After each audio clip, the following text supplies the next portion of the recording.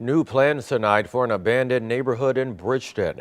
Thousands of homes in the Carrollton subdivision were razed 20 years ago for expansion at St. Louis Lambert International Airport. Well, now the airport wants to redevelop some of that land located just west of the W1W runway near 270 and 370. 5 News' Laura Bachesky talked with people who once lived there. And Laura, people here seem to really have some mixed feelings about this. Brent, there are a lot of problems with the old Carrollton neighborhood in its current state. Not only is it a dumping ground, but it's also contaminated in some areas, concerning former residents. Behind the gates, the large trees and overgrown grass lies the remains of what was once a bustling Bridgeton neighborhood, Carrollton. Meet former resident Mary Kendall. My mom and dad were original builders over on DuPage. We loved our area. I mean, I grew up as a kid. I moved my kids back here. It's right next to St. Louis Lambert International Airport and was bought by the airport for expansion and as part of a noise abatement program. Kendall says she'd hear a plane almost every 10 minutes. And there's another airplane.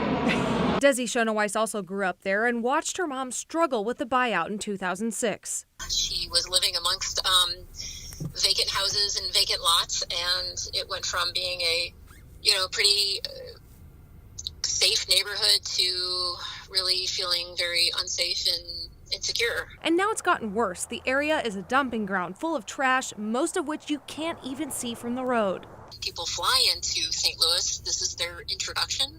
I've been on flights before where people look down and went, oh man, that place is creepy, and I'm sitting here thinking to myself, I used to live there. Another problem, it's contaminated by radioactive waste and other materials because it's right next to Westlake landfill, hurting many of the former residents. We're over 1,000 people who have gotten cancer or died of cancer.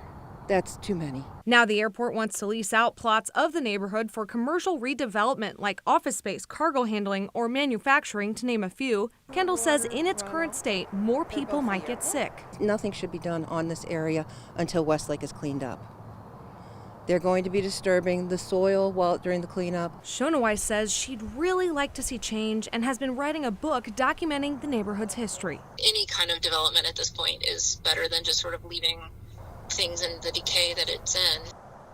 The airport sent me a statement saying they hope this will help them continue to be financially self-sustaining and create new jobs. They'll be accepting proposals until the end of January. Also, if you're a former Carrollton resident with health issues, we'll have some more information on KSDK.com.